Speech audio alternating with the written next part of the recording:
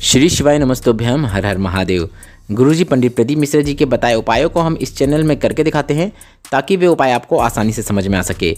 21 दिसंबर का दिन काफ़ी विशेष है क्योंकि इस दिन प्रदोष के साथ साथ मासिक शिवरात्रि भी आ रही है और इस वीडियो में हम आपको गुरुजी पंडित प्रदीप मिश्रा जी के बताए बिल्कुल नए उपाय बताने वाले हैं, जो उपाय आज से पहले आपने नहीं सुने होंगे या फिर गुरुजी ने इसी महीने जो उपाय बताए हैं उनकी जानकारी आपको इस वीडियो में मिलने वाली है।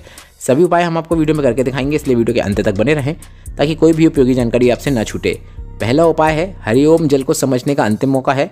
दूसरा उपाय बेर वाला रोग मुक्ति उपाय कैसे करें। तीसरा उपाय बेलपत्र के वृक्ष के नीचे वाला एक विशेष उपाय जो हाल ही में गुरुजी ने बताया है।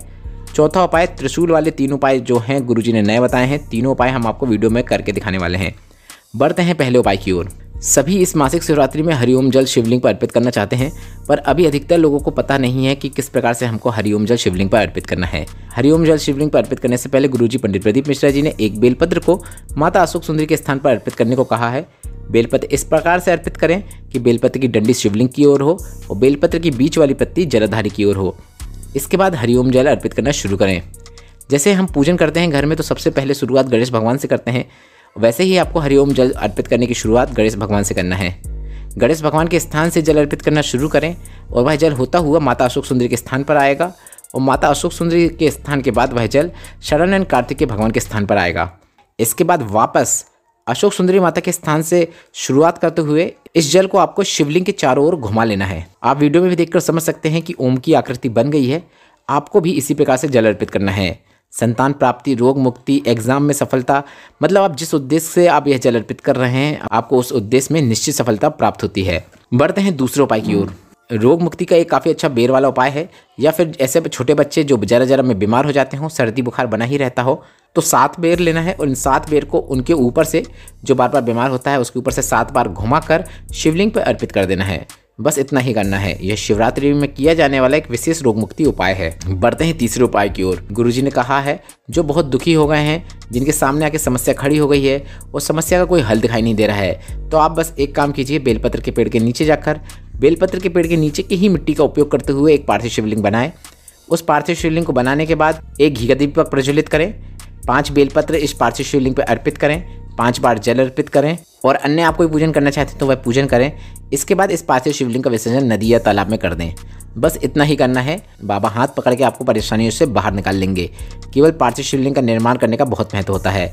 आप चाहो तो कोई विद्वान ब्राह्मण से उसका पूजन करवा लो, और अगर ऐसा नहीं है तो आप स्वयं भी पार्थिव शिवलिंग का पूजन कर सकते हैं। बढ़ते हैं चौथे उपाय की ओर। इस शिवरात्रि में ऐसा हो सकता है कि आप मंदिर जाओ और मंदिर में जाकर देखो तो भोलेनाथ का श्रृंगार हो गया हो और आप अपने साथ में एक माला भी लेकर गए हो, तो आपको ऐसे में गुरुजी पंडित प्रदीप मिश्रा जी का बताया एकदम नया उपाय करना है। आपको त्रिशूल में आपके द्वारा लाई गई माला को अर्पित कर देना है, मतलब चढ़ा देना है या फिर टांग देना है।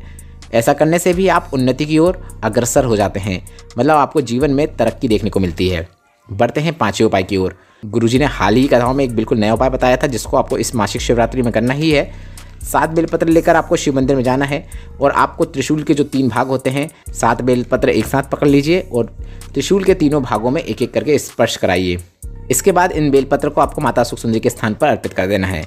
बस इतना ही करना है। यह उपाय यश प्राप्ति के लिए या फिर अटके कार्यों के लिए या फिर कोई फाइल आगे नहीं बढ़ रही है तो उसके लिए किया जाता है। यह गुरुजी का बताया बिल्कुल नया और विशेष उपाय है। बढ़ते हैं छठवें और अंतिम उपाय की ओर। अगर आपको जीवन में तरक्की नहीं मिल रही है, नौकरी व्यवसाय में उन्नति नहीं मिल रही है, यश की वृद्धि के लिए आपको एक कलश जल शिवलिंग में अर्पित करना है। पूरा कलश का जल शिवलिंग पर अर्पित कर दीजिए। इसके बाद जलाधारी से आ रहे जल का थोड़ा सा भाग प्राप्त कीजिए और इस प्राप्त किए हुए जल में आप अपने हाथ की बीच की 3 उंगलियों से स्पर्श कर लीजिए।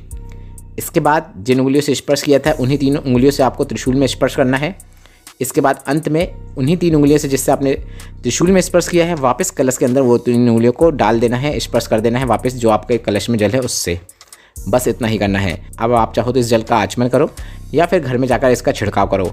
आपकी जो इच्छा हो उस अनुसार आप फल प्राप्त कर सकते हो। यह सभी उपाय एकदम नए हैं और गुरुजी ने इसी महीने की कथाओं में ये उपाय बताए हैं जिनको आपको इस मासिक शिवरात्रि और प्रदोष के अवसर में करना ही है। अगर आप पुराने उपाय देखना चाहते हैं तो हमने हमारे चैनल में ही पिछले 3-4 दिनों में बहुत सारे मासिक शिवरात्रि के उपाय डाले हैं, आप उन्हें जाकर चेकआउट कर सकते हैं।